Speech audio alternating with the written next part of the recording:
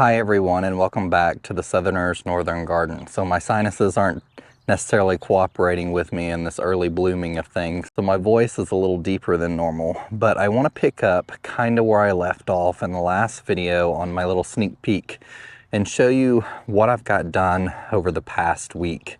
And so there's not a lot of videos that I've shot over the past week because we have received over 5 inches of rain in the past week. It rained 3+ days last week, all day pretty much. And so that really kicked the garden into high gear, and it really kicked the weeds into high gear. But I didn't want to necessarily be planting a lot of things since the ground is still really wet from all of that rain. And so what I did instead was I took some time planting my annual basket out front. And then I also got in my tomatoes, peppers, and veggies that I'd started from seed. There's not much to them. They did not do as well this year, and I'm not exactly sure why. I think I mentioned that in a prior video, but they'll be fine. They'll take off now that they have warmth, because we are past our last frost. We haven't had a frost in over a week and a half, and sunlight. So I'm going to take you over here first to show you a little bit more in detail the south side perennial bed I started against the fence. And so I did get in some more perennials this week, and that's one of the reasons I'd also stopped, because as I mentioned, it's kind of out of sight, out of mind. If I don't see what I have available to plant, then I will just fill a space and use up all of the space, even though I have more stuff on the way. So what I've done so far is I planted that classic coral Dianthus kind of down here at the bottom.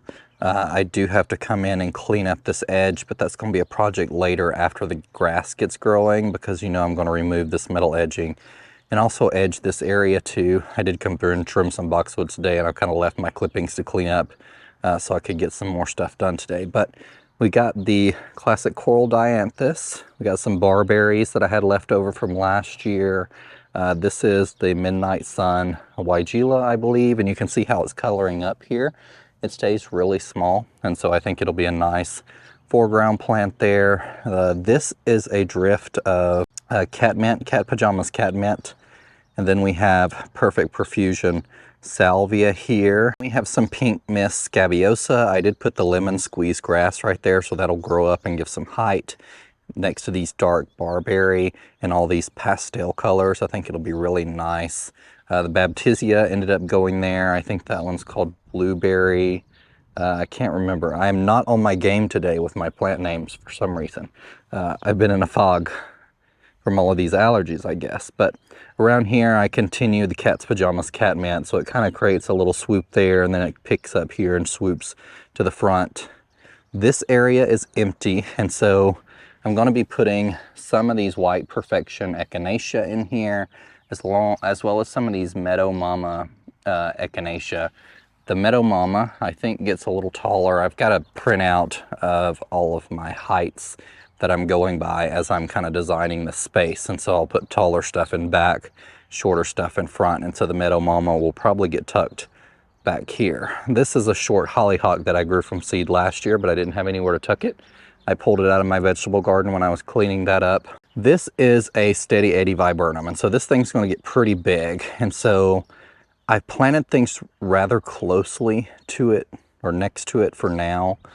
These things will obviously have to be moved in the future as that thing grows, but it seems to be growing really slowly right now. So that's the only growth that's put on this year, and it actually doesn't look like it come back from the growth last year. So it's just taking its sweet time. That may take a while. And so this whole area right here around this boxwood is empty, and I'll fill it with some other things when I get time sometime in the coming week. I also left space around these hibiscus because these will get really large, and I'm kind of waiting to make sure they come back. I transplanted them at the end of the year last year from around the willow, and they wake up super late, and I'm hopeful that they survived. And if they didn't, I will be able to fill the space with something else. But I will love if these will come back, because they have darker foliage and those really beautiful pink swirly blooms. And so I picked up on the Dianthus here in front of them, because Dianthus stays really short. It'll match the color of the blooms of the hibiscus pretty well. but they won't be blooming at the same time. So the Dianthus will bloom in spring, and this will bloom in summer. And then here in this small section right here, I stuck some of that 𝗩𝗜𝗏𝗡𝗧𝗦 Now I did hear, one of my friends told me that it runs at the root pretty bad, which essentially means it spreads really prolifically. And so I did not plant all that I have right now because I got really concerned, because I have had that happen with a yarrow before. The proven winners yarrows I haven't experienced that with, but I did have a red one I mentioned in a video last year that I had that ran at the root really badly, very vigorously, and I pulled it up because it was getting out of hand. And so we'll see how that does here, and if I don't like it, or if it seems to be becoming too much of a pest, I will remove it promptly, because we're not going to deal with that in my garden. I did stick some Serendipity Alliums, and so those kind of make a swoop here in front of this boxwood.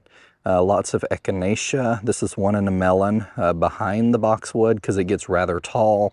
I ended up sticking the rose right here. This is Lilac, Rise Up Lilac Days, and it'll grow along this fence. It's a short climber, and I just stuck a leftover daylily I had overwintered in the vegetable garden next to it to fill out that space. Here in the shade, I did stick some of the pink diamonds Dicentra, and so they are a heat lover and a drought tolerant plant. And this one's actually, they're starting to put on blooms a little bit. They're not going to be very noticeable here because they're so small, but I just did a short drift of this, and that's kind of where I've stopped for now, because next weekend I need to go pick up some stone and find somewhere to get some to make this path, because I'm kind of having a block until I get this path in and I realize how wide it is and the angle that I'm going at.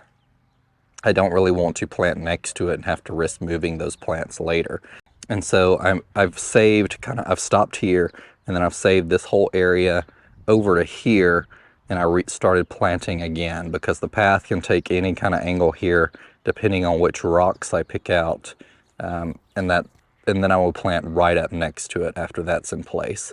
But I also want to show you these strawberries. These are the proven winner strawberries, and I grew these from seed last year, and they didn't do anything hardly, because strawberries, I don't recommend growing them from seed, but they are killing it this spring. These leaves are huge. I did stick some starts that I got in here around everywhere and filled this thing up, but we're already getting some blooms here, so you can see those are white. This one looks pink or red that I started from seed.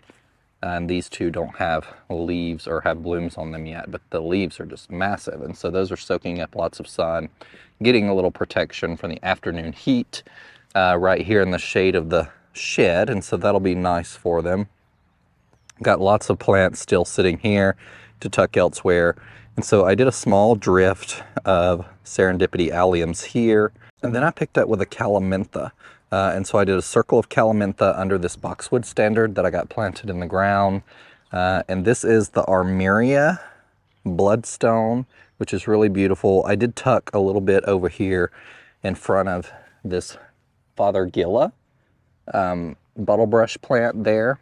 But this is what the blooms look like. And so I'm really excited to have this short little petite plant here right at the front of the border.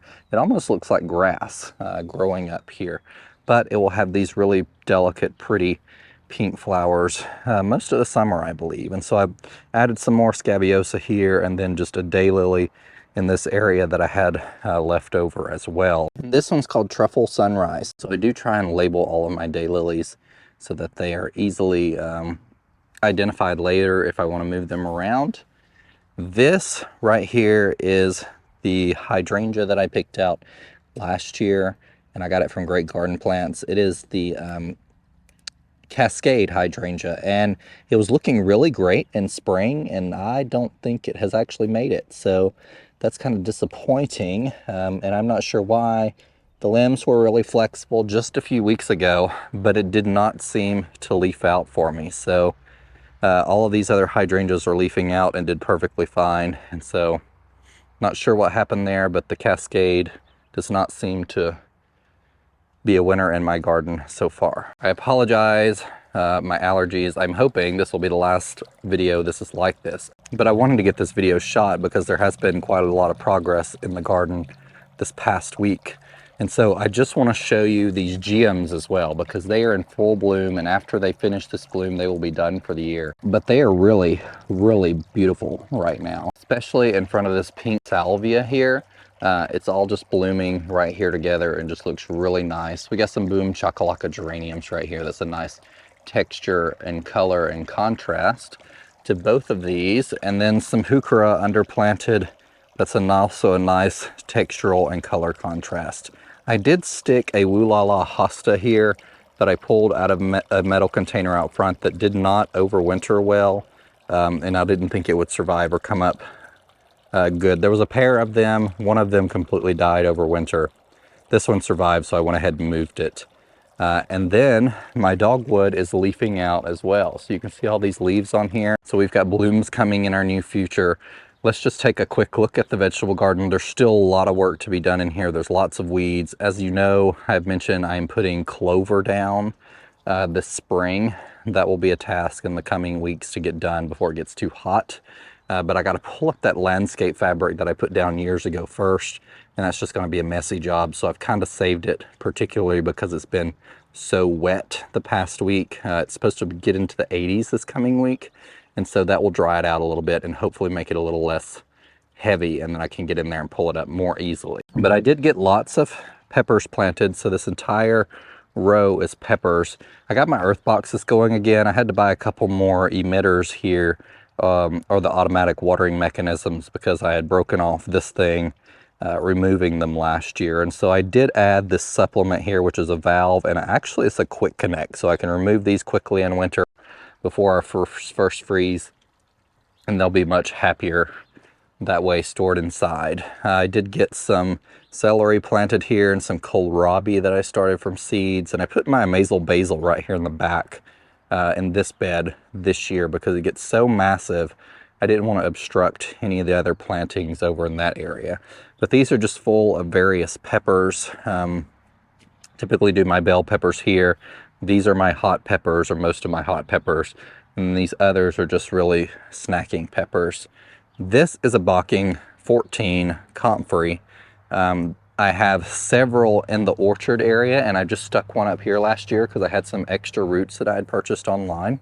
And it is really, really going to be a pollinator magnet for this space, and also a great fertilizer that I can just cut down and mulch the beds with, or add to water and compost a bit into a compost tea. The dahlias, there's no sign of life yet, but we did get all of that rain, which made me really nervous after I put these in the ground. I'm hoping we don't have any rot. Actually, it looks right here, there is an eye coming up. So we are getting some signs of life, and that's always good. There's probably gonna be lots of tomatoes germinating in here from leftover tomato seeds, so I'll have to keep an eye on that as well. Still not getting any blooms from the snowbell yet, but it is taking its time getting those started. Starting to get some purple sensation alliums to bloom here. They're all starting to pop, and so this will be a really pretty picture here in the next week or so.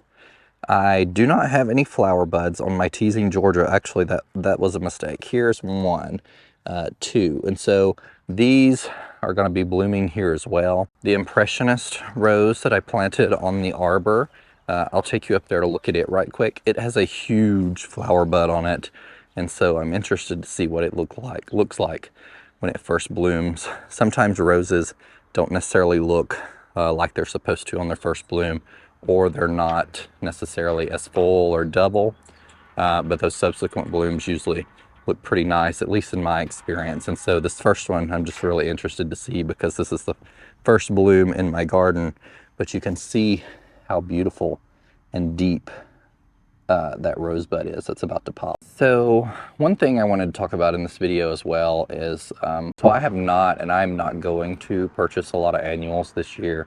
I have so many perennials that I purchased. I just want to kind of focus on getting them in the ground and established. And also annual prices this year.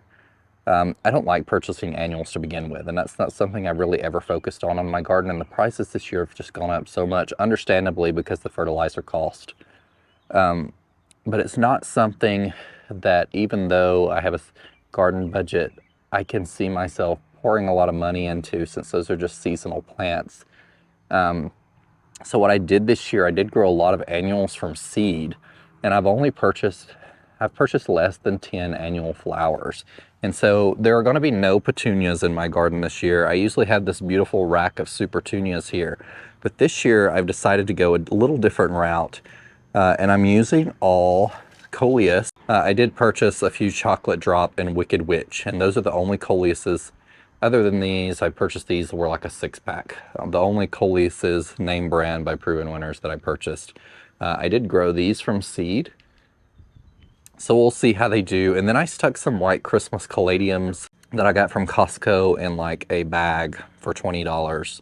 And we'll see how those do. And so I'm hopeful it'll be a really nice display of basically foliage. There will be no flowers. The Coleuses may bloom, but you don't grow Coleus for their flowers, obviously. It'll just be a nice display of different foliage textures and colors here behind me, which I'm really kind of excited about. And so there won't be this dramatic supertunia foliage or flowers behind me. I don't know how exactly I feel about that. I really love the way they look, but the past 2 years, I have not had the best performance out of my supertunias. They tend to have gotten bugs really bad at the end of the year, aphids.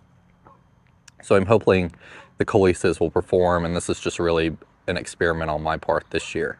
I did plant up my Pamela Crawford container. It's looking a little rough right now. A lot of these were perennials that came in, or stuff I grew from seed, and the stuff I grew from seed, as I mentioned, just did not do great this year, and so I may have to replace a few things in there, and I may actually have to buy a few things to fill those containers with. I just briefly wanted to show you this Empress Wu Hosta because it is spectacular, and every year when it comes up I get so excited about it.